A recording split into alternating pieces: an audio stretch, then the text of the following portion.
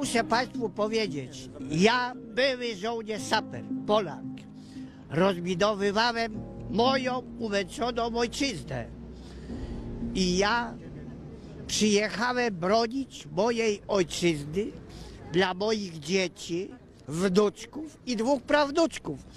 Bo Polski już nie ma, już jest sprzedana. I tu przywiozłem, ułożyłem taki wiersz i go troszeczkę powiem. Wszystko, co polskie, za bezcen sprzedamy, a to, co zostanie, pozamykamy. Cukrownie, kopalnie, stocznie i banki, bo Polską rządzą antypolskie bezbożne baranki. Szumrawcy, kanalie, zwykłe szuje, których w większości naród toleruje. W każdych wyborach łotrów wybiera, a Polska tonie w długach i aferach. Zdemoralizowany polski narodzie, czemu nie żyjesz ze Stwórcą w zgodzie i na szumrawców wciąż tylko stawiasz, przykrość i zawód Bogu tym sprawiasz. Wszak katolickie masz ponoć korzenie, a ciągle wybierasz szatańskie nasienie, bez żadnych zasad patriotyzmu, zbrodniczego stalinizmu.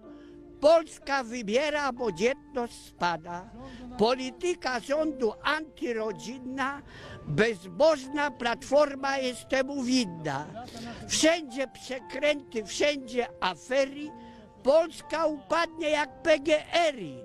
Budżet dziurawy, drogi dziurawe, a w Sejmie gadkę kto pali trawę. Kłótnie i swary z prawa i z lewa, normalnie patrzę, krew mnie zalewa. Czarny się cieszy, czarny się śmieje, zbudź się, umęczona moja ojczyzno, bo źle się dzieje, bo nie było cię na mapie 123 lata i do tego się zbliżamy. I dlatego tu przyjechałem, żeby jeszcze coś odslało dla moich dzieci, wnuczków i 2 prawnuczków. Stanisław Lesis, lat 78. Ja przyjechałem bronić mojej ojczyzny. Jestem gotów życie oddać tu.